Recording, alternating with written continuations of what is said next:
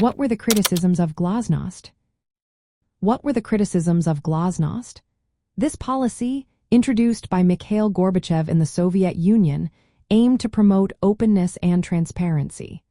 However, it faced several criticisms, particularly from those who valued true workers' democracy and socialism. First, Glasnost did not significantly challenge the entrenched bureaucratic system.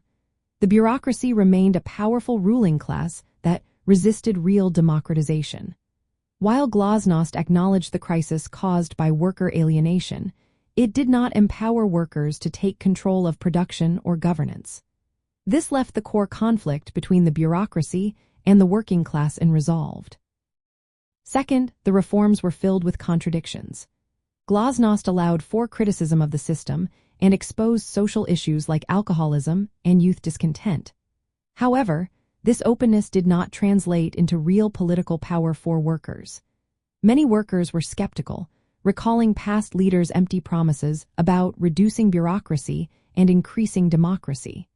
The reforms were seen as inadequate to overcome the bureaucratic monopoly on power.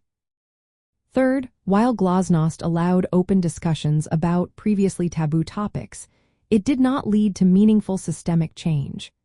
The ability to criticize did not mean that the socialist system itself was fundamentally altered.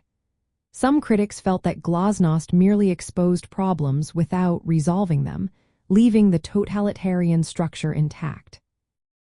Additionally, Glasnost revealed serious social issues such as high divorce rates, drug abuse, and challenges faced by youth. However, these revelations often highlighted the failures of the socialist state rather than providing solutions. The discussions surrounding these problems sometimes seemed superficial, distracting from the deeper political reforms needed for socialism to thrive. Finally, there was concern that Glasnost could lead to market-oriented reforms that might undermine socialism. While some hoped it would lead to free enterprise, many socialists feared it would weaken the planned economy and collective ownership.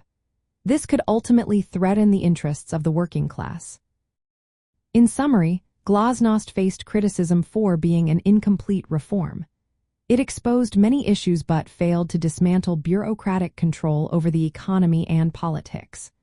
While it allowed for criticism, it did not guarantee workers' democracy or a renewal of socialism, leaving the Soviet system vulnerable to further crises.